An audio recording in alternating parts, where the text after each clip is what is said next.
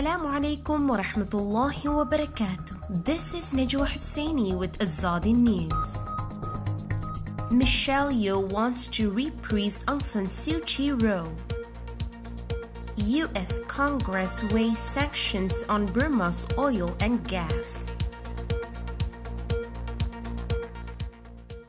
Michelle Yeoh wants to reprise her role as controversial Burmese politician Aung San Suu Kyi in a sequel to her 2011 biopic The Lady. The Shang-Chi and the Legend of the Ten Rings star 59 first played Suu Kyi in Luc Besson's film, which documented the Nobel Peace Prize winner's life as a democracy campaigner in her homeland and placement under house arrest for more than a decade. Since the film was made, however, the one-time political prisoner has earned international condemnation after she led a government that defended her country's military against accusations they had committed genocide against its Rohingya minority. She was subsequently deposed in a military coup in February and has been imprisoned and placed on trial on charges of incitement to sedition. In an interview with The Guardian, Yeoh revealed she was keen to make a follow-up to The Lady, which explored the latest chapter in Suu Kyi's life. That is an interesting idea, she revealed.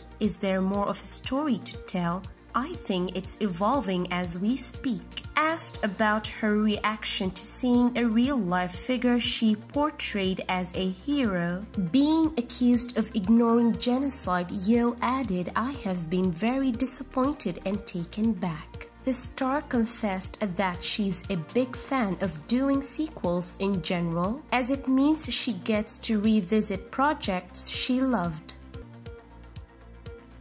The powerful chairman of the House Foreign Affairs Committee is set to unveil a bill to levy new U.S. sanctions on oil and gas, some of Burma's most important industries, and prod the State Department to determine whether Burma's crimes against the Rohingya minority constitute a genocide. Democratic Republic Gregory Meeks is planning to introduce the legislation in the coming weeks, an effort to pressure the nation's military junta to pursue political reconciliation. It comes just as Myanmar's shadow government declared war on the regime earlier this week, threatening to upend months of efforts led by the 10-member Association of Southeast Asian Nations bloc to bring the military to the table for talks. "We want these to be targeted sanctions," a congressional aide involved in drafting the bill told Foreign Policy on condition of anonymity to discuss the internal deliberations informing the legislation. "We have been fairly broad in the legislation to give the administration the flexibility to go after the enterprises and entities that are being actively controlled by the military and allowing them to continue their violence." The bill, which will have a companion version in the Senate, would target Burma's oil and gas industry and gem production, as well as top military officials and members of the junta government which took power in a February coup. Aides are also working on humanitarian provisions that would give millions of dollars in aid directly to the Myanmar people and refugees in countries like Thailand. Meeks also wants the U.S. government to hold China and Russia to account for their support of the military regime by highlighting the issue at the United Nations.